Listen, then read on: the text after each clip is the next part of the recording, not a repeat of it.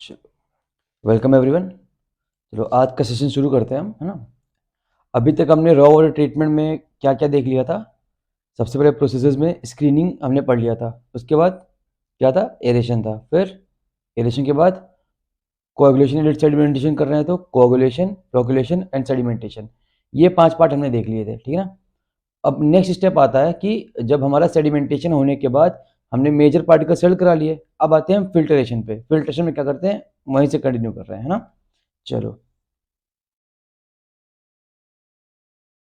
चलो फिल्ट्रेशन क्या होता है कि फिल्ट्रेशन एक प्रोसेस है जिसमें कि हम जो पार्टिकल्स, जैसे कि कुछ पार्टिकल्स जो हमने जो सेडिमेंटेशन टैग में उसे हमने सेटल करा के उसे रिमूव कर लिया था। अब फिल्ट्रेशन में क्या होता है कि जो लेफ्ट ओवर पार्टिकल है, जो फाइनल पार्टिकल्स है, इवन डिजॉल्व सॉलिड्स जो हैं, उन्हें हम रिमूव करते हैं फिल्ट्रेशन में, ठीक है ना।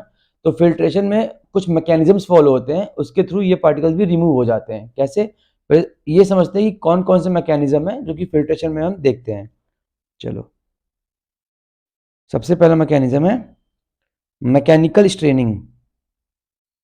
क्या है, मैकेनिकल स्ट्रेनिंग।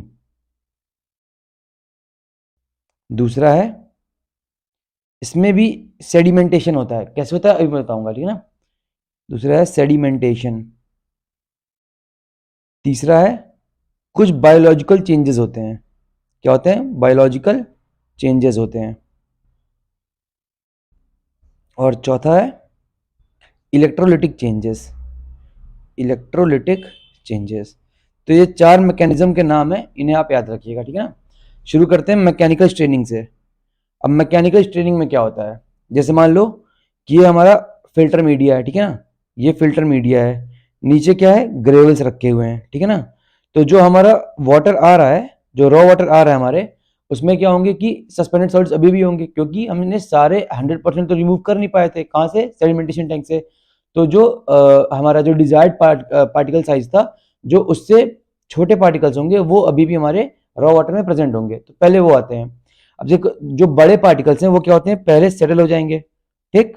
बड़े पार्टिकल्स ये सेटल हो गए मेरे, और उसके ऊपर क्या होता है कि जो उससे छोटे पार्टिकल्स हैं, कुछ टाइम लेंगे, अराउंड 24 to 48 आवर्स हम स्लो सैंड फिल्टर में देते हैं। उतने टाइम के बाद ये जो छोटे पार्टिकल्स होते हैं वो भी इसके ऊपर आके सेटल कर जाते हैं। इससे क्या होता है कि जो फिल्टर मीडिया में हमारे जो वॉइड्स हैं, वो वॉइड छोटे हो जाएंगे, यानी कि एफिशिएंसी ऑफ फिल्ट्रेशन क्या हो जाएगा, बढ़ जाएगा। क्यों, क्योंकि वॉइड्स बहुत कम रह गए। तो अब जो वाटर आ रहा है वो छोटे वॉइड से पास करेंगे। जैसे छोटे वॉइड से पास करते जाएंगे, जो सस्पेंडेड सॉलिड्स होंगे या डिजॉल्व सॉलिड्स होंगे, उसके ऊपर आके रुकते जाएंगे और एफिशिएंसी ऑफ फिल्टर क्या होगा, बढ़ जाएगा। इसी प्रोसेस को हम क्या बोलते हैं, इसको हम बोलते हैं मैकेनिकल स्ट्रेनिंग बोलते हैं, ठीक है ना। अब सेकंड पार्ट क्या है, सेडिमेंटेशन है। सेडिमेंटेशन का क्या मतलब हुआ कि जैसे ऐसे समझो, सेडिमेंटेशन का मतलब हुआ कि मान लो कि ये हमारा क्या है, ये हमारा फिल्टर मीडिया है, ठीक है ना। अब फिल्टर मीडिया के बीच में वॉइड्स होंगे, इन वॉइड्स के अंदर जो छोटे पार्टिकल्स होते हैं वो भी सेटल करते हैं। तो हर एक वॉइड जो होता है एक तरीके से एक छोटा सा सेडिमेंटेशन टैंक की तरह काम करता है। हर एक वॉइड एक छोटा सा सेडिमेंटेशन यूनिट है ना। तो ऐसे इनफाइनाइट नंबर ऑफ यूनिट्स होंगे, तो हर एक यूनिट में कहीं ना कहीं जाके सेडिमेंटेशन हो रहा होगा। इसीलिए कहते हैं कि फिल्ट्रेशन मैकेनिज्म में जो ये सेडिमेंटेशन है वो भी एक मैकेनिज्म है, क्योंकि हर एक वॉइड्स में भी जाके कहीं ना कहीं सेडिमेंटेशन हो रहा है मेरा, ठीक है ना। चलो, ये हो गया सेडिमेंटेशन। तीसरा है बायोलॉजिकल चेंजेस, ठीक है ना। तो क्या होता है कि जैसे मान लो कि हमारा जो रॉ वाटर आया, ठीक है ना, जो रॉ वाटर आया हमारा, उसमें क्या है, उसमें सस्पेंडेड सॉलिड्स हैं और कुछ ऑर्गेनिक मैटर हैं कि जो पार्शियली डिकम्पोज हुए हैं, पार्शियली हुए हैं, क्योंकि माइक्रो ऑर्गेनिजम्स अभी उन्हें जितना टाइम मिला उतने समय डिकम्पोज कर रहे थे, पर कुछ है कि अनडिकम्पोज भी है, कुछ है पार्शियली डिकम्पोज है। तो वो क्या होता है कि फिल्टर मीडिया के ऊपर आके अपना इस तरीके से रुक जाता है, चिपक जाता है, ठीक है ना, स्टिकी टाइप से होता है, वो चिपक जाता है। फिर क्या होता है कि ये, अच्छा देखो, जो सेडिमेंटेशन टैंक होता है वो ओपन होता है, ओपन टू सनलाइट होता है। तो वहां पे जब सनलाइट मिलता है इसे, तो यहाँ पे एल्गल ग्रोथ होता है, एल्गी का ग्रोथ होता है, ठीक है ना। यहाँ पे ये एल्गल ग्रोथ होता है। और फोटो रिस्पिरेशन के लिए एल्गी क्या यूज करेगा, फोटोसिंथेसिस, फोटोसिंथेसिस रिस्पिरेशन के लिए यूज करेगा। तो लिबरेट क्या करेगा वो ऑक्सीजन लिबरेट करता है, ये लिबरेट करता है ऑक्सीजन। अब ये जो ऑक्सीजन है, ये जो वाटर में माइक्रो ऑर्गेनिजम्स होते हैं वो यूज करते हैं इस ऑक्सीजन को, किसके लिए, इसको यूज करते हैं ताकि जो अनडिकम्पोज मेरा ऑर्गेनिक मैटर है, जो ऑर्गेनिक मैटर हो उसको डिकम्पोज करने के लिए इस ऑक्सीजन का यूज करते हैं। तो देखा जाए तो एक सिम्बायोसिस है यहाँ पे, ठीक है ना। सिम्बायोसिस क्या है कि जो एल्गी जो हमारा ऑक्सीजन रिलीज करेगा, ऑर्गेनिक मैटर उसी ऑक्सीजन को यूज करके क्या करेंगे, हमारे ऑर्गेनिक मैटर को डिकम्पोज करेंगे, ठीक है ना। और डिकम्पोज करने के बाद जब ऑर्गेनिक मैटर खत्म हो जाएगा तो क्या होगा, यहाँ पे जो ऑर्गेनिक मेरे और माइक्रो ऑर्गेनिजम्स हैं वो रिस्पिरेशन करने के लिए क्या करते हैं, पहले वो ऑर्गेनिक मैटर को खाते हैं। अब एक समय आएगा जब माइक्रो ऑर्गेनिज्म ग्रो कर जाएंगे, बहुत ज्यादा हो जाएंगे, तो उनके बीच में एंडोजिनस रिस्पिरेशन होगा, मतलब कि एक दूसरे को ही वो खाएंगे। और ऐसा करने की वजह से ये कुछ न्यूट्रिएंट्स को छोड़ते हैं। वो न्यूट्रिएंट्स क्या होंगे, जैसे कि न्यूट्रिएंट्स कार्बन हो गया, नाइट्रोजन हो गया, फास्फोरस हो गया, ये न्यूट्रिएंट्स माइक्रो ऑर्गेनिजम्स के थ्रू आता है। फिर उन न्यूट्रिएंट्स को वापस से कौन यूज करता है, एल्गी यूज करता है अपने ग्रोथ के लिए। फिर वापस से वो क्या करेगा, ऑक्सीजन लिबरेट करेगा, और ये साइकिल चलती रहती है। इसी को हम कहते हैं एल्गल सिम्बायोसिस कहते हैं, ठीक है ना। तो ये कहाँ होता है, बायोलॉजिकल चेंजेस में ये होता है। और जब ये प्रोसेस हो रहा होता है तो इसके ऊपर एक लेयर का फॉर्मेशन हो जाता है, उसको हम बोलते हैं शिमोत्सुकी लेयर, ठीक है ना। क्या बोलते हैं, शिमोत्सुकी लेयर बोलते हैं इसको। लिख भी देता हूं मैं, SCH, शिमोत्सुकी लेयर का फॉर्मेशन होता है, ठीक है ना। ये हो गया मेरा चौथा मैकेनिज्म। अब पांचवा मैकेनिज्म क्या है, सॉरी ये हो गया तीसरा मैकेनिज्म। अब आता है चौथे मैकेनिज्म पे, ये है इलेक्ट्रोलिटिक चेंजेस। इलेक्ट्रोलिटिक चेंजेस में क्या है कि जो हमारा सस्पेंडेड सॉलिड आ रहा है वो चार्ज है, ठीक है ना, कहीं पॉजिटिवली चार्ज है, कुछ नेगेटिव चार्ज है। तो जब ये इस लेयर से होके जाता है तो वहां पे न्यूट्रलाइजेशन होता है, न्यूट्रलाइजेशन ऑफ चार्ज पार्टिकल, इसी को हम कहते हैं इलेक्ट्रोलिटिक चेंजेस कहते हैं, ठीक है ना।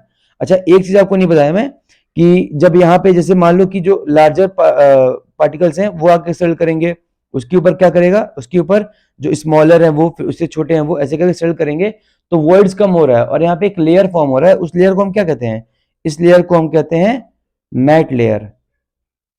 मैट लेयर कहते हैं इसको, ठीक है ना। मैट लेयर का फॉर्मेशन होता है यहाँ पे, ठीक। तो ये चार मैकेनिज्म है जो कि फिल्ट्रेशन प्रोसेस में होता है। अच्छा देखो, फिल्ट्रेशन जो है ना यार, ये खुद में ही एक ट्रीटमेंट प्रोसेस है।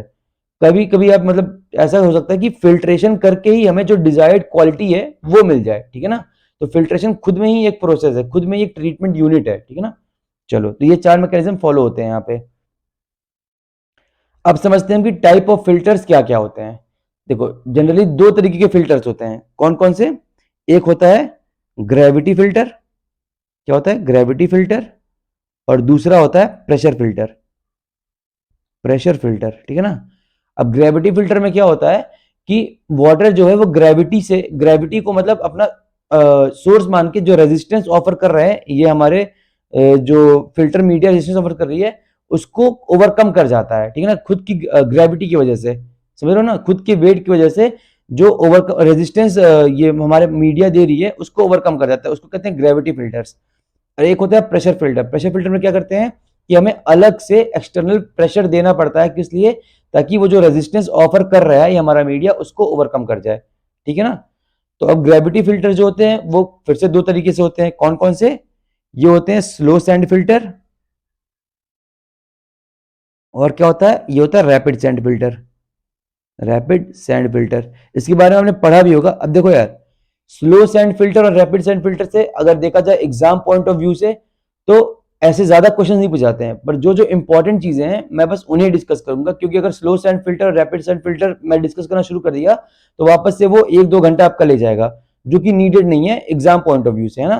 तो जो इंपॉर्टेंट चीजें हैं स्लो सैंड फिल्टर में, रैपिड सैंड फिल्टर में, उन चीजों को मैं एक बार बता देता हूं, इतने में आपका काम कर चल जाएगा एग्जाम पॉइंट ऑफ व्यू से, ठीक है ना। चलो, मैं टेबुलर फॉर्म में बताता हूं, इससे आपको रिटेन करने में इजी होगा, ठीक।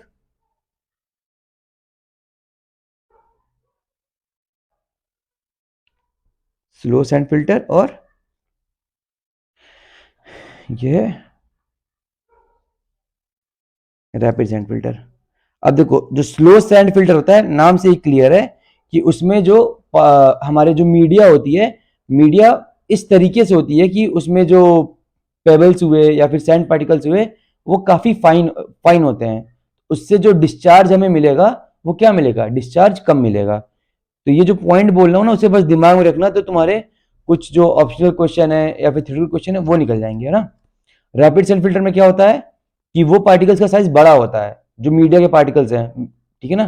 तो डिस्चार्ज क्या मिलेगा हमें, स्लो सैंड फिल्टर से डिस्चार्ज हमें ज्यादा मिलेगा, ठीक है ना। तो यहाँ पे मैं लिख देता हूं साइज ऑफ मीडिया, मीडिया नहीं, साइज ऑफ सैंड लिख देता हूं मैं, है ना। जो सैंड यहाँ पे होगा वो छोटा होगा और यहाँ पे क्या होगा, साइज बड़ा होगा। अब देखो कोफिशिएंट ऑफ यूनिफॉर्मिटी की बात करते हैं यहाँ पे, रेशियो D60/D10 का, ठीक है ना। यहाँ पे क्या होता है, D60/D10 स्लो सैंड फिल्टर में अराउंड 5 जितना होता है, और यहाँ पे D60/D10 1.2 to 1.8 होता है। इसका मतलब क्या हुआ, कोफिशिएंट ऑफ यूनिफॉर्मिटी अगर ज्यादा है, इसका मतलब क्या हुआ कि हमारे जो पार्टिकल्स हैं वो कैसे हैं, बताओ, सवाल में पढ़ा भी होगा आपने। चलो D60/D10 अगर ज्यादा है, इसका मतलब कि हमारे पार्टिकल जो हैं वो वेल ग्रेडेड हैं, यानी कि वेल ग्रेड का मतलब ये हुआ कि बहुत रेंजेस प्रेजेंट है, मतलब कि ये इस तरीके से हर रेंज के पार्टिकल साइज मेरे पास प्रेजेंट है। और D60/D10 की वैल्यू कम है, इसका मतलब क्या हुआ, इसका मतलब ये हुआ कि हमारे पास हर साइज के पार्टिकल प्रेजेंट नहीं है, ये यूनिफॉर्मली ग्रेडेड ज्यादा है, ठीक है ना। तो यानी कि पार्टिकल जो है लमसम सारी की साइजेस सेम है, ये होता है D60/D10 का रेशियो, ठीक है ना। अब एफिशिएंसी जो स्लो सैंड फिल्टर होती है उसकी ज्यादा होती है कंपैरेटिवली रैपिड सैंड फिल्टर के, और efficiency of rapid sand filter जो होती है कम होती है। वैसे कम मतलब ये नहीं कि बहुत कम होती है, ये अराउंड 98 to 99% होती है स्लो सैंड फिल्टर की एफिशिएंसी, और इसकी जो होती है 95% होती है। तो स्लो सैंड फिल्टर से एफिशिएंसी थोड़ी कम होती है। क्यों कम होगी, क्यों, क्योंकि हमने साइज ऑफ जो मीडिया पार्टिकल्स रखे हैं वो क्या रखे हैं, हमने लार्ज रखे हैं, इस वजह से। पर हमें देखो एफिशिएंसी से कॉम्प्रोमाइज किया तो फायदा क्या हुआ, हमें हमें ये फायदा हुआ कि हमें डिस्चार्ज ज्यादा मिला, ठीक। चलो आगे पढ़ते हैं। अच्छा, यहाँ पे स्लो सैंड फिल्टर में शिमुत्सुकी लेयर का फॉर्मेशन होता है, ठीक है ना, क्योंकि बायोलॉजिकल चेंजेस होते हैं। पर रैपिड सैंड फिल्टर में ऐसा नहीं होता है, क्यों, क्योंकि हम क्लीनिंग करते रहते हैं, हर 24 से 48 घंटे के अंदर हम बैक वॉशिंग करते हैं, क्लीनिंग करते हैं, ठीक है ना। तो यहाँ पे क्या होता है कि अराउंड 2 से 3 मंथ में एक बार हम क्लीनिंग करते हैं, किसकी, अपनी फिल्टर की। और यहाँ पे क्या होता है कि 24 से लेकर 48 घंटे के भीतर में हम अपनी क्लीनिंग कर देते हैं। अब यहाँ पे क्या होता है कि बैक वॉशिंग करते हैं, क्लीनिंग कैसे करते हैं, यहाँ पे तो हम स्लो सैंड फिल्टर में क्या करते हैं कि या तो रैकिंग करते रहते हैं, या फिर 2-3 महीने के बाद हम पूरा फिल्टर मीडिया को ही चेंज कर देते हैं। और यहाँ पे क्या करता है कि 24 से 48 घंटे के अंदर हम बैक वॉशिंग करते हैं। अब बैक वॉशिंग क्या होता है, बैक वॉशिंग ये होता है कि एक अलग सी यूनिट होता है, ठीक है ना, जहाँ पे हम अपने वाटर को स्टोर करते रहते हैं, फिल्टर वाटर को स्टोर करते हैं। और जब हमें हर 24 से 48 घंटे के बाद क्या करते हैं कि उस फिल्टर वाटर को हम वापस से उल्टा भेजते हैं, फिल्टर मीडिया की ओर भेजते हैं। उससे क्या होगा, जो इम्प्यूरिटीज फंसे होंगे हमारे वर्ड्स में, वो इम्प्यूरिटीज क्या होंगे, निकल जाएंगे। और जो ऊपर से इम्प्यूरिटीज जो और पार्टिकल्स होते हैं, इम्प्योर पार्टिकल्स होते हैं, इम्प्यूरिटीज फंसी होती हैं, वो हमारी निकल के गटर के थ्रू उसको हम वापस से सोर्स की ओर भेज देते हैं, ठीक है ना। चलो, तो जनरली बैक वॉशिंग वाटर होता कितना है, ये होता है 4 to 5% ऑफ फिल्टर्ड वाटर होता है, ठीक, 4 to 5% ऑफ फिल्टर्ड वाटर।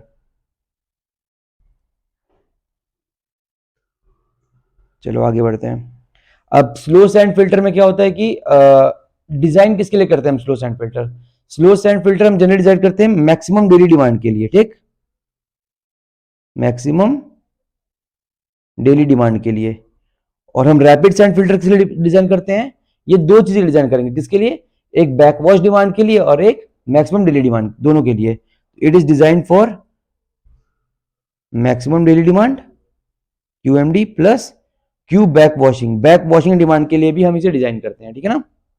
चलो, अब एक और टर्म है, आपको ये याद रखना होगा, रेट ऑफ फिल्टरेशन। मतलब याद ऐसे सच की एक बार दिमाग में इस चीज को भी रखना पड़ेगा, rate of filtration. Rate of filtration आप खुद सोचो किसका ज्यादा होगा, स्लो सैंड फिल्टर का या रैपिड सैंड फिल्टर का, बताओ।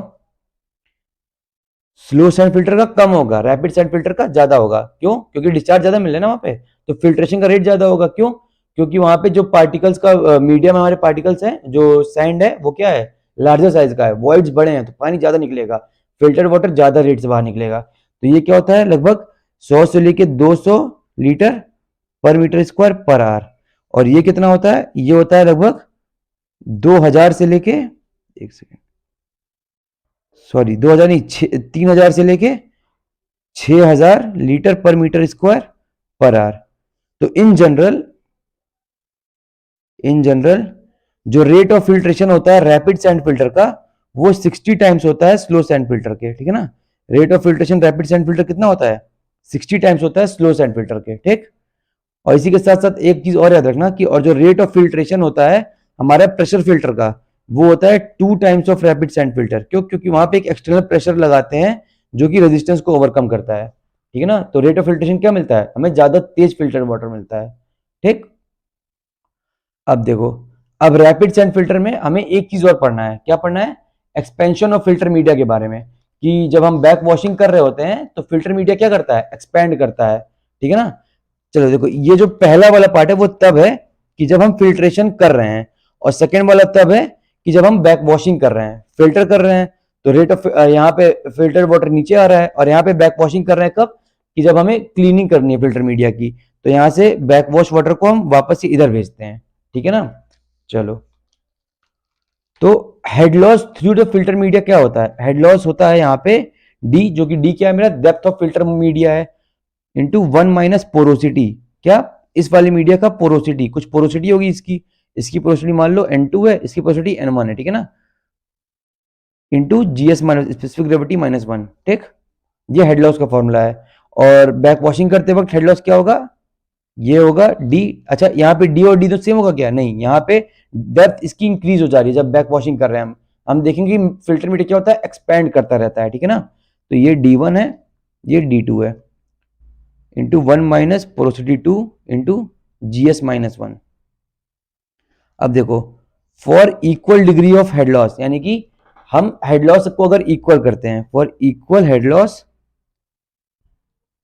क्या हो जाएगा? D1 into 1 minus porosity 1 into GS-1 is equal to D2 into 1 minus porosity 2 into GS-1।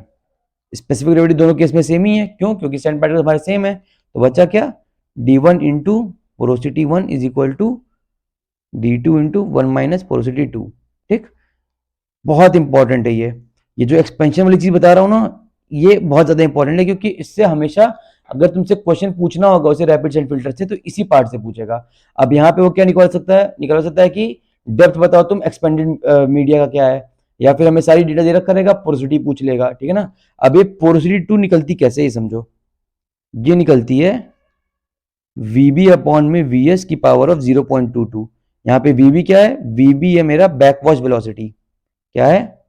Backwash velocity. और मेरी VS क्या है? VS है सेटलिंग वेलोसिटी, ठीक है ना। ये है सेटलिंग वेलोसिटी। अब देखो, अब VB निकलेगा कैसे? VS सेटलिंग वेलोसिटी कैसे निकलेगा? स्टोक्स लॉ, ठीक, हमें पता है। VS कैसे निकलता है? Rho G D square into GS-1 upon में 18 टाइम्स ऑफ म्यू। ये तो हो गया सेटलिंग वेलोसिटी। अब देखो, जो सेटलिंग वेलोसिटी होती है, स्टोक्स लॉ में क्या था कि एक एजम्पशन था कि फ्लो मेरा कैसा है? फ्लो लैमिनार है। पर बैकवॉश वेलोसिटी जब हम करते हैं, तो इसको मैं लिख भी देता हूँ रेड रेड से, कि फ्लो यहाँ पे ट्रांजिशन में होता है, और ट्रांजिशन में हमें क्या लगाना होता है? हेजन्स लॉ लगाना होता है। यहाँ पे स्टोक्स लॉ आपका वैलिड नहीं होगा, ठीक है ना। तो हेजन्स लॉ क्या था? हेजन्स लॉ निकालने के लिए हमें CD की वैल्यू याद होनी चाहिए। पहले तो हमें, अगर हमें VB निकालना है, तो जो सेटलिंग वेलोसिटी फॉर्मूला होता है क्या होता है?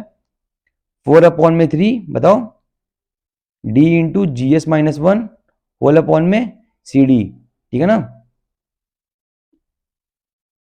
तो CD क्या हो जाएगा मेरा? CD यहाँ होता था 24 अपॉन में RE प्लस 3/√RE प्लस 0.34। तो इस चीज को आपको याद रखना है, ठीक है ना। ये याद रहेगा तभी ये क्वेश्चन बनेगा, और ये क्वेश्चंस आ भी जाते हैं जनरली, है ना। चलो आगे बढ़ते हैं। अगला क्या है हमारा? अगला है कि ऑपरेशनल ट्रबल्स इन रैपिड सैंड फिल्टर। किस तरीके की दिक्कतें हो सकती हैं हमें रैपिड सैंड फिल्टर में, क्या क्या दिक्कतें देखी जाती हैं, ठीक है ना। उसमें पहला पार्ट है कि mud ball formation. Mud ball formation क्या है? मड बॉल फॉर्मेशन एक दिक्कत है। इसमें क्या होता है कि देखो, हमें ये पता है कि हमारा जो फिल्टर है वो ओपन टू एटमॉस्फेयर है, तो जो मड होता है वो एटमॉस्फेयर से फिल्टर में आ सकता है। अब वो धीरे धीरे क्या करता है कि बड़ा होता रहता है, जैसे जैसे टाइम होता है तो वो मड का बॉल जो वो बड़ा होता रहता है और वो सेटल करता है। और उसके बाद एक टाइम ऐसा आता है कि जब वो ग्रेवल लेयर के पास जाता है, तो वहां पे वो टर्ब्यूलेंस क्रिएट कर देता है, और टर्ब्यूलेंस क्रिएट कर देता है तो उससे क्या दिक्कत आती है? हमारी फिल्टर की एफिशिएंसी बहुत ज्यादा घट जाती है। तो इस दिक्कत को हम सॉल्व कैसे करते हैं? एक्चुअली जब हम बैक वॉशिंग करते हैं ना, तो बैक वॉशिंग करने के पहले 5-10 मिनट तक हम क्या करते हैं कि वहां पे एयर की स्कोरिंग कर देते हैं, कि मतलब बैक वॉशिंग करते हुए बस एयर भेज देते हैं, वाटर नहीं भेजते हैं। उससे क्या होता है कि मड के पार्टिकल्स होते हैं वो निकल जाते हैं, फिर बैक वॉशिंग करते हैं। ये इसका सॉल्यूशन है, ठीक। तो एक ट्रबल क्या हो गया, एक हो गया मड बॉल का फॉर्मेशन हो गया, ठीक है ना। अब दूसरी दिक्कत ये है कि हमारा क्रैक हो जाता है फिल्टर जो मीडिया, तो क्रैक हो जाता है। तो यहां लिख देते हैं हम क्रैकिंग ऑफ फिल्टर मीडिया। अब ये क्या होता है कि हमारा जो फिल्टर मीडिया, देखो एक बार पहले पानी आया, फिर हमने बैक वॉशिंग की, तो ऑल्टरनेट ड्राइंग और ऑल्टरनेट वेटिंग की वजह से क्या होता है कि श्रिंकेज स्ट्रेसेस फॉर्म होते हैं वहां पे। श्रिंकेज स्ट्रेस के फॉर्म होने की वजह से क्या होता है कि हमारा फिल्टर मीडिया क्रैक कर जाता है। अब देखो ये नहीं है कि एक दिन में क्रैक कर जाएगा, ये बहुत टाइम लेता है क्रैक होने के लिए, ठीक है ना।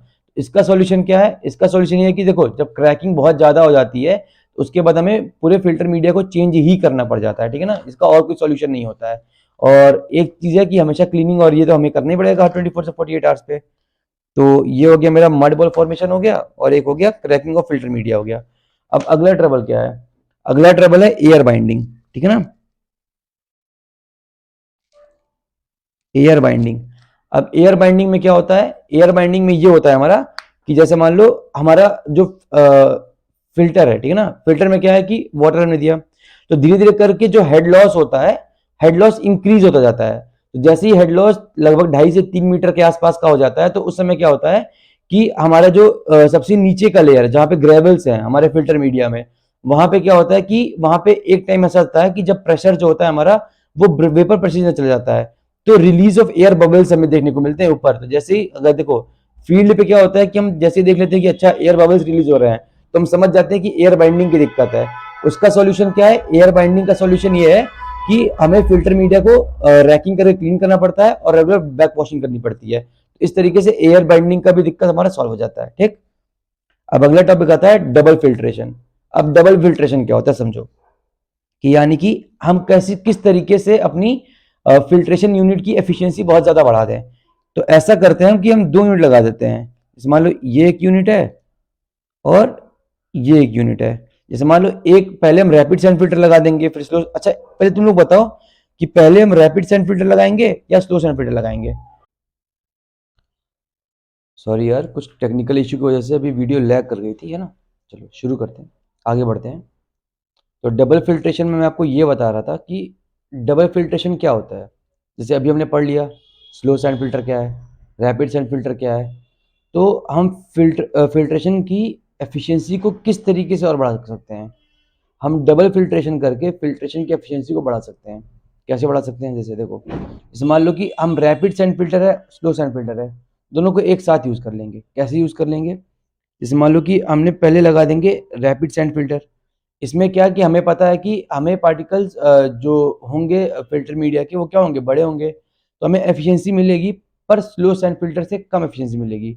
मान लो कि हमने इसकी एफिशिएंसी कम रखी, तो यहाँ से जो पानी आएगा हमारा रॉ वाटर आएगा, वो कुछ तो फिल्टर होके आएगा, और जो फिल्टर होके आएगा उसमें पार्टिकल्स क्या होंगे, इंप्यूरिटीज क्या होंगी, बहुत कम होंगी, ठीक है ना।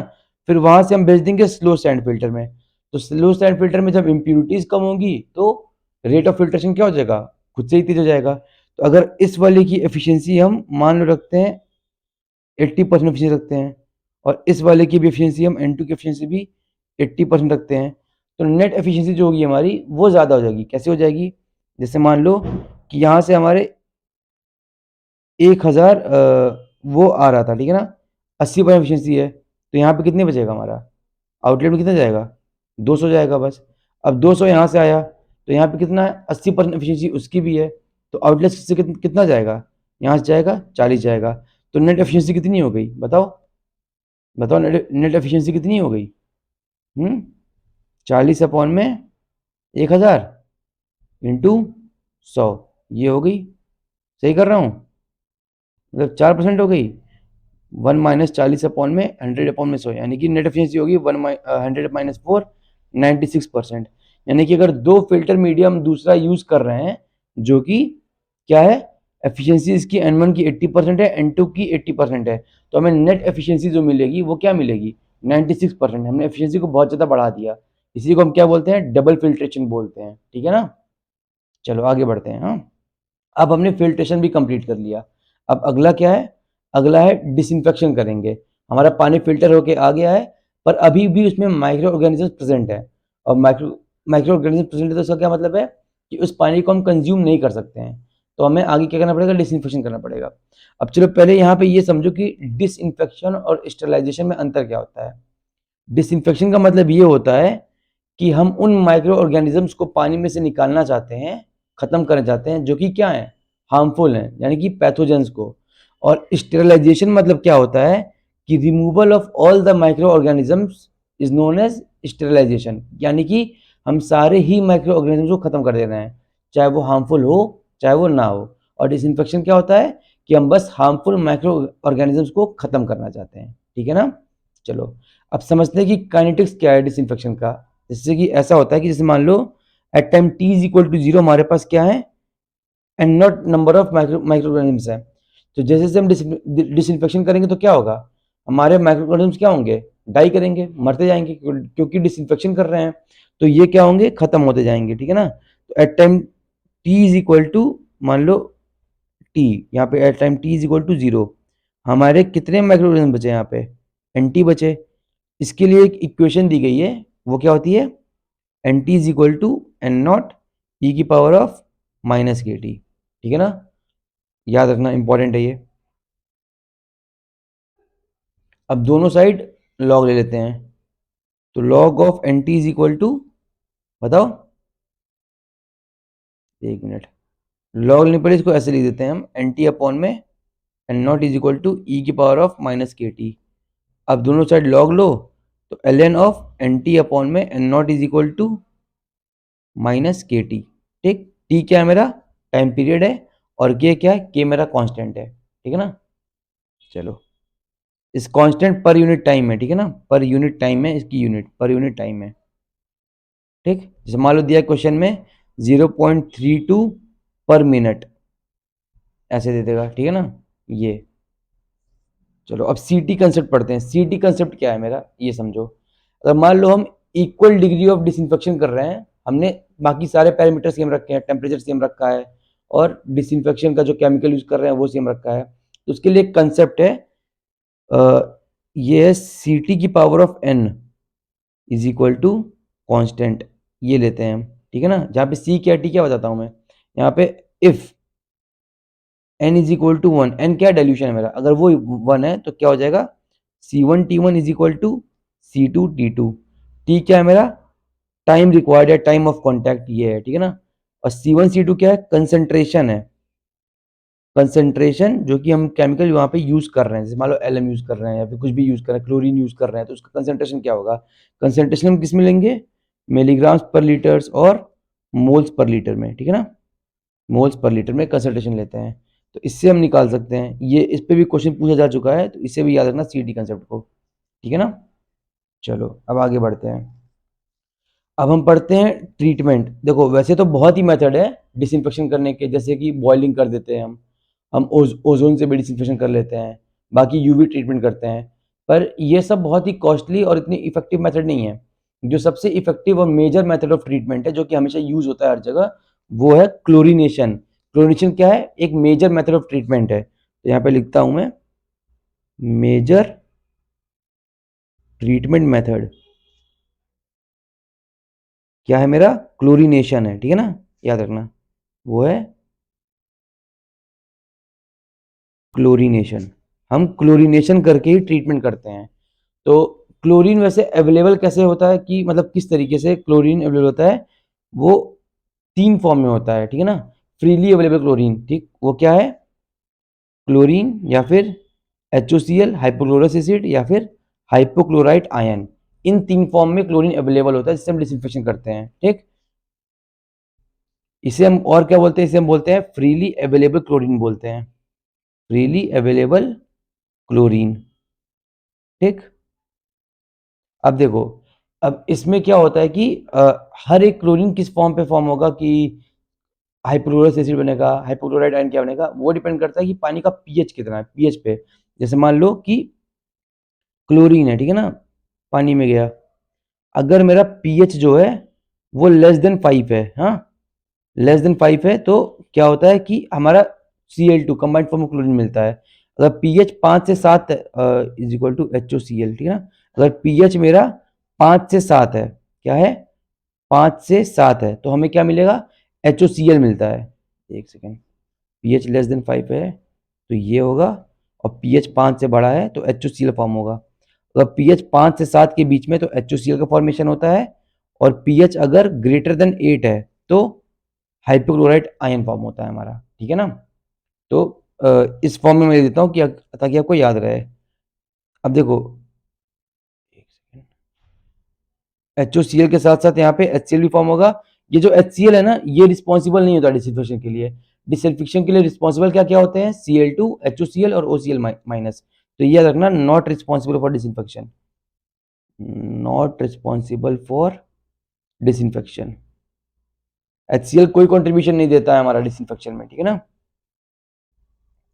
अब इस चीज को देखना कि Cl2 है, HOCl है, OCl माइनस है, ठीक। ये pH लेस देन 5 में ये होता है, pH 5 to 7 होता है तो HOCl फॉर्म होता है, और pH में ग्रेटर देन 8 पे OCl माइनस होता है। अब देखो एक चीज और समझो, डिसइंफेक्टिव पावर क्या होता है। जो हमारा हाइपोक्लोरस एसिड होता है HOCl, उसकी डिसइंफेक्टिव पावर बहुत ज्यादा होती है। कितनी होती है, वो 80 टाइम्स मोर होती है हाइपोक्लोराइट आयन से होती है, ठीक है ना। ये 80 टाइम्स मोर होती है power of OCl minus, hypochlorite ion के पावर से, डिसइंफेक्टिव पावर से 80 टाइम्स मोर होती है, ठीक है ना। और एक और अच्छी बात क्या है कि ये हमारी जो HOCl है वो कहाँ पे है, वाटर का जो pH होता है उसी में तो आ रही है। क्या होता है, 6.5 से अराउंड 8 तक होता है, तो ये 5 से 7। तो जब भी हम क्या कर डिसइंफेक्शन करते हैं तो हम ये ट्राई करते हैं कि जो हमारा ट्रीटमेंट ट्यूब में जो वाटर आ रहा है वो उसका pH अराउंड 6.5 से 7 के बीच में हो। क्यों, क्योंकि उस जोन में हमारा HOCl का फॉर्मेशन बहुत ज्यादा हो रहा होगा, और बहुत ज्यादा हो रहा होगा तो हमारे लिए फायदा है। क्यों, क्योंकि उसकी डिसइंफेक्टिव पावर क्या होती है, बहुत ज्यादा होती है, ठीक है ना। अब देखो यहाँ पे और इसे हम क्या बोलते हैं, इसे हम बोलते हैं फ्री क्लोरीन या फिर फ्रीली अवेलेबल क्लोरीन, ठीक है ना, फ्रीली अवेलेबल क्लोरीन। अब इसके साथ एक दिक्कत है, अगर पानी में freely available chlorine greater than 0.2 milligram per litre हो गया तो ये बिटर टेस्ट इंपार्ट करता है। क्या करता है, बिटर टेस्ट इंपार्ट करता है। इसीलिए हम कभी नहीं चाहते हैं कि फ्रीली अवेलेबल क्लोरीन पानी में कितना हो, 0.2 मिलीग्राम पर लीटर से ज्यादा हो, ठीक है ना। इसी के लिए अगली चीज आती है कि जैसे हम क्लोरीन पानी में डालते हैं तो वाटर में जो अमोनिया प्रेजेंट होता है उससे क्लोरीन रिएक्ट करता है, और उस अमोनिया से रिएक्ट करके क्या बनाता है, कंबाइंड फॉर्म ऑफ क्लोरीन बनाता है। क्या बनाता है, कंबाइंड फॉर्म ऑफ क्लोरीन बनाता है, कंबाइंड फॉर्म ऑफ क्लोरीन।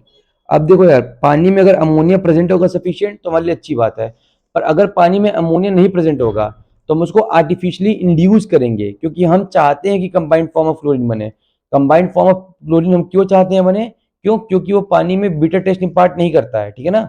अब देखो, हम बहुत ज्यादा फ्रीली अवेलेबल क्लोरीन तो नहीं डाल सकते पानी में। क्यों, क्योंकि बहुत ज्यादा डाल देंगे तो बिटर टेस्ट इंपार्ट करेगा, और फ्यूचर जो कंटेमिनेशन होगा उससे प्रोटेक्ट भी नहीं कर पाएगा हमें, क्योंकि हम कुछ अमाउंट ऑफ क्लोरीन रेसिड्यू हम पानी में छोड़ना चाहते हैं। क्यों, क्योंकि ताकि जब आगे जाए पानी तो वहां पे कोई माइक्रोबियल ग्रोथ हो, तो उससे फैक्टर ऑफ सेफ्टी के लिए हम चाहते हैं कि कुछ अमाउंट ऑफ क्लोरीन हम वहां पे छोड़ दें। इसी के लिए आता है कंबाइंड फॉर्म ऑफ क्लोरीन। अगर पानी में अमोनिया होगा तो क्लोरीन क्या होगा, हमारा अमोनिया से रिएक्ट करके कुछ बनाएगा, क्लोरामाइंस बनाएगा, ठीक है ना। और अगर अमोनिया प्रेजेंट नहीं होगा तो हम आर्टिफिशियली उसको क्या करेंगे, इंड्यूस करेंगे, ठीक है ना। जैसे मान लो क्लोरीन है, पानी में जाते ही अमोनिया से रिएक्ट करेगा, ठीक है ना, और क्या बनाएगा मेरा,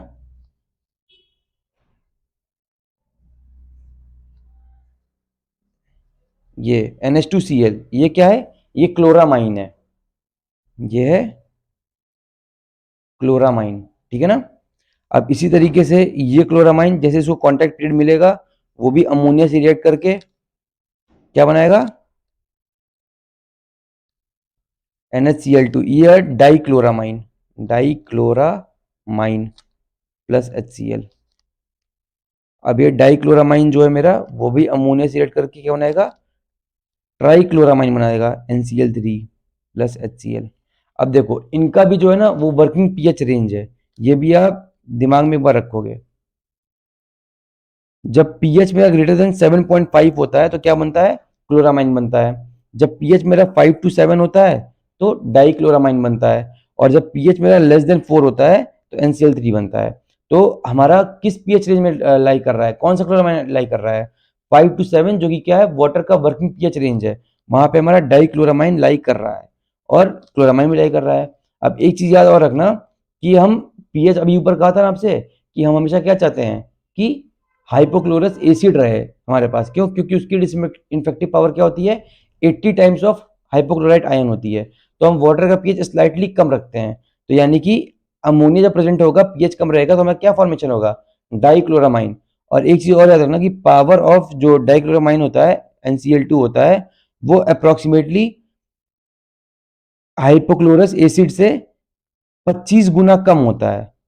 तो power of chloramine is equal to, dichloramine is equal to power of HOCl upon में 25, ठीक है ना। ये डिसइंफेक्टिव पावर की बात कर रहे हैं हम, ठीक। तो इस चीज को दिमाग में रखना। और क्लोरामाइन को हम पानी में क्यों डालते हैं, क्यों, क्योंकि क्लोरामाइन जो रेसिड्यू होता है वो डालने की वजह से हमें बिटर टेस्ट इम्पार्ट नहीं करता है, और दूसरा ये फ्यूचर कंटामिनेशन से फाइट कर सकता है, ठीक है ना। तो यहाँ पे लिख भी देता हूं मैं कि chloramines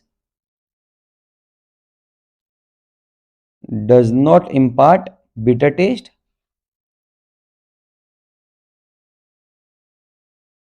and are capable of fighting against future contamination, against future contamination, ठीक है ना, ठीक। तो इतनी चीज आपको डिसइंफेक्शन में पढ़नी है, जहां पे ये दोनों चीजें ना, ये वाला पोर्शन कि अमोनिया से एक्टिवेट करता है, बहुत इंपॉर्टेंट चीज है, और ये कौन कौन से फॉर्म ऑफ क्लोरीन है, ये है बहुत इंपॉर्टेंट है, ठीक है ना, ये चीज। अब बाकी देखो यार, कभी कभार अगर तुम्हें मैच द फॉलोइंग में पूछ ले तो टेस्ट फॉर क्लोरीन क्या क्या होता है, तो ये इससे भी एक बार हल्का सा याद रखना कि ऑर्थोटोलेडिन टेस्ट होता है, इसको स्नॉट टेस्ट भी कहते हैं, और क्या होता है, स्टार्च आयोडाइड टेस्ट भी होता है, ये सब एक आध दो टेस्ट है, DPD टेस्ट होता है, ठीक है ना, क्लोरोटेक्स टेस्ट भी कहते हैं उसे। ये एक बार हल्का सा पढ़ लेना, कभी कभार पूछते तो पूछ ले, वरना तो इसमें से मेजर पोर्शन यही पूछता है, ठीक है ना। अब चलो, अब क्लोरीन कर्व भी जानना हमने, ब्रेक पॉइंट क्लोरीनेशन क्या होता है, ये एक लास्ट टॉपिक है इस चैप्टर का जो कि आपको जानना है, और बाकी इस चैप्टर के लिए हमने सफिशिएंट चीजें पढ़ ली हैं एग्जाम पॉइंट ऑफ व्यू से, ठीक है ना। अब पढ़ते हैं chlorine curve slash break point chlorination.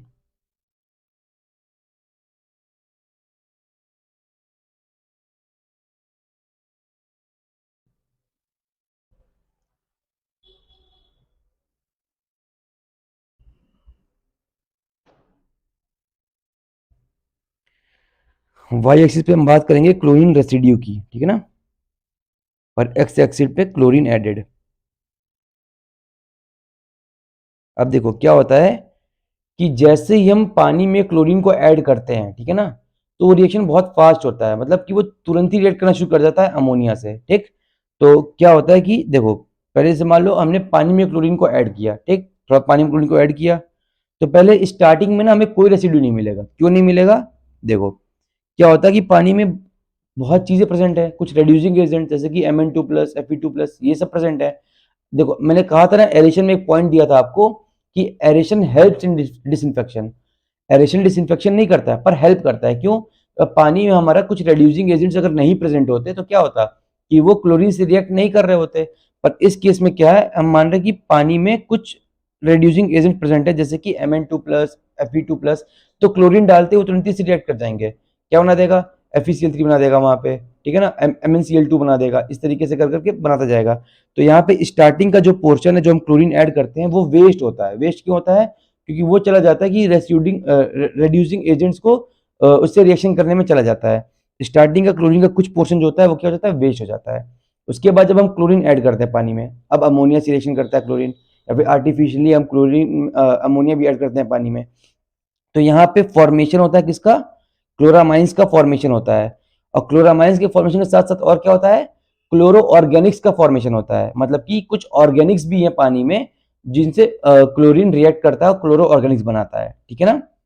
चलो यहाँ पे एक स्टेज ऐसा आएगा जहां पे ये होगा, मैक्सिमम क्लोरो ऑर्गेनिक्स बन गए हैं हमारे और क्लोरामाइन बन गए हैं। तो उसके बाद क्या होता है कि क्लोरो ऑर्गेनिक्स जो होते हैं उनका डिस्ट्रक्शन होना शुरू हो जाता है, डिकम्पोजिशन हो जाता है। एक पॉइंट आता है, हमें पता कैसे लगता है कि हाँ वो उनका डिकम्पोजिशन हो रहा है, वो खुद को मतलब खत्म कर रहे हैं, क्योंकि यहाँ से हमें बहुत फाउल गैसेज आना शुरू हो जाती हैं। ठीक है ना, जब फाउल गैसेज आती है तो हम समझ जाते हैं कि ये डिस्ट्रक्शन ऑफ क्लोरो ऑर्गेनिक्स या क्लोरामाइंस हो रहा है। ठीक, तो यहाँ से जो हम क्लोरीन ऐड कर रहे हैं, रेसिड्यू जो था वो रेसिड्यू खुद में खत्म हो रहा है। क्यों? क्योंकि वहां पे डिस्ट्रक्शन ऑफ क्लोरो ऑर्गेनिक्स हो रहा है। तो ये कर्व थोड़ा सा नीचे जाता है इस तरीके से।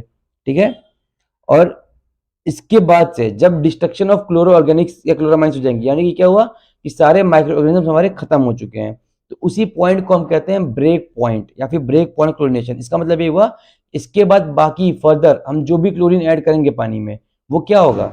वो फ्री रेसिड्यू क्लोरीन होगा। क्यों? क्योंकि हमने यहाँ पे क्या हो गया कि यहाँ पे सारे माइक्रो ऑर्गेनिज्म पानी में मर चुके हैं। ठीक है ना, अब जो भी क्लोरीन हम ऐड कर रहे हैं वो क्या HOCl या OCl के फॉर्म में आ रहा है। अमोनिया पानी में खत्म हो गया, पानी में जितना अमाउंट ऑफ अमोनिया था उसने क्लोरीन से पूरा रिएक्ट कर लिया। ठीक है ना, फिर उसके बाद जो भी हम क्लोरीनेट करेंगे वो क्या होगा? वो होगा, बताओ, फ्री फॉर्म ऑफ क्लोरीन होगा, फ्री क्लोरीन रेसिड्यू होगा। ठीक है ना, समझ गए? तो ये 4 स्टेज में मैं चारों को लिख भी देता हूं। पहला स्टेज क्या है? पहला है reaction with reducing agents, reaction with reducing agents. दूसरा क्या है मेरा? इस जोन में क्या हो रहा है कि फॉर्मेशन हो रहा है किसका? क्लोरामीन्स का और क्लोरो ऑर्गेनिक्स का। यहां पे हो रहा है formation of chloro Organics and chloramines का। उसके बाद क्या हो रहा है? इस जोन से हमारे फाउल गैसेस निकलते हैं। ठीक है ना, फाउल गैसेस निकलते हैं। क्या हो रहा है? डिस्ट्रक्शन हो रहा है, डिस्ट्रक्शन ऑफ क्लोरो ऑर्गेनिक्स या क्लोरामाइंस। ठीक, ये क्या है मेरा? ये मेरा ब्रेक पॉइंट क्लोरीनेशन है, यही है मेरा ब्रेक पॉइंट, यानी कि इस पॉइंट के बाद अब और पानी में अमोनिया नहीं बचा हुआ है, या फिर सारे माइक्रोऑर्गेनिज्म अब मर चुके हैं। ठीक है ना, उसके बाद भी हम कुछ क्लोरीन ऐड करते हैं पानी में। क्यों? To fight against future contamination. और वो जो क्लोरीन ऐड करेंगे हम, वो क्या होगा? वो फ्री रेसिड्यू क्लोरीन होगा। अभी तक ये इस पॉइंट तक जो क्लोरीन ऐड किया था वो क्या था? वो कंबाइंड क्लोरीन रेसिड्यू था। इसके ऊपर जो भी ऐड करेंगे वो क्या होगा? फ्री क्लोरीन रेसिड्यू होगा। ठीक है ना, ये होगा क्या? Free chlorine residue. और ये क्या था?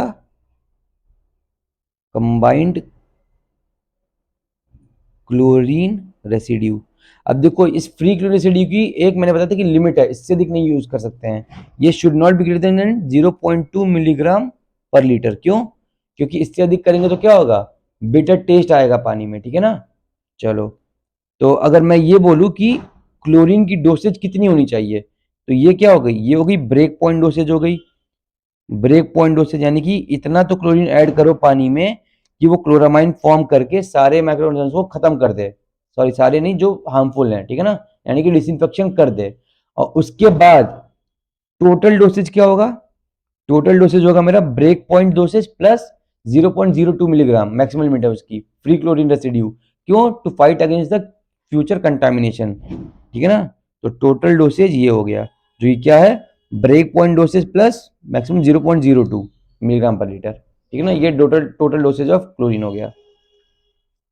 बस ये कर्व याद रखना, इससे कभी कुछ पूछ ले तो काम हो जाएगा। ठीक है ना, तो चलो यार, इसी के साथ साथ हमने अपना रॉ वाटर ट्रीटमेंट खत्म कर लिया है। ये वो लास्ट टॉपिक था जो कि एग्जाम पॉइंट ऑफ व्यू से बहुत इंपॉर्टेंट है। इसके अलावा आप प्रीवियस गेट PYQs लगा सकते हैं। जितने भी 1 नंबर या 2 नंबर के कुछ क्वेश्चन हैं, उसी से रिलेटेड बार के एग्जाम में पूछा जाता है।